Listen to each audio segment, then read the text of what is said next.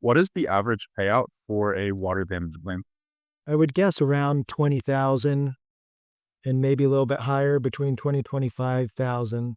That's including mitigation and repairs.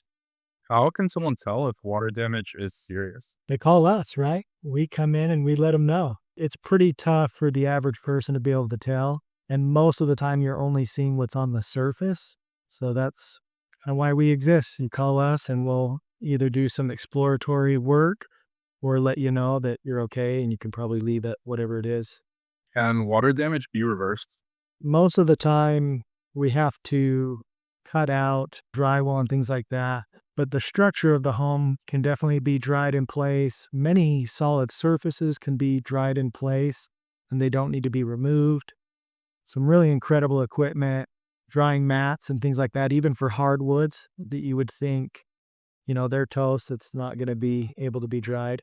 So I guess the answer is yes and no. There are some items that can be dried and no problem, and some of them have to be torn and tossed. What is the typical cost for water damage restoration? The typical cost for water damage for restoration, I would say probably about the same, including mitigation repairs would be an average of 20 to 25,000, somewhere around there. Can water damage be repaired?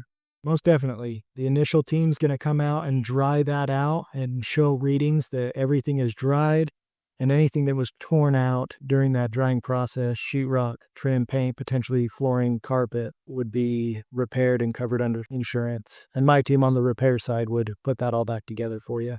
Does homeowners insurance cover water damage? Yeah, that is one of the main purposes of having your insurance. There are scenarios where it is not covered. For the most part, if you have a pipe freeze and that pipe bursts and it fills your house with water, even the plumbers understand and they'll usually coach the homeowner to keep that pipe as proof just to make sure that they have coverage. But for the most part, yeah, it covers for water damage. There are scenarios where in the policy there's situations where it's not covered though, and you'll have to keep an eye out for that.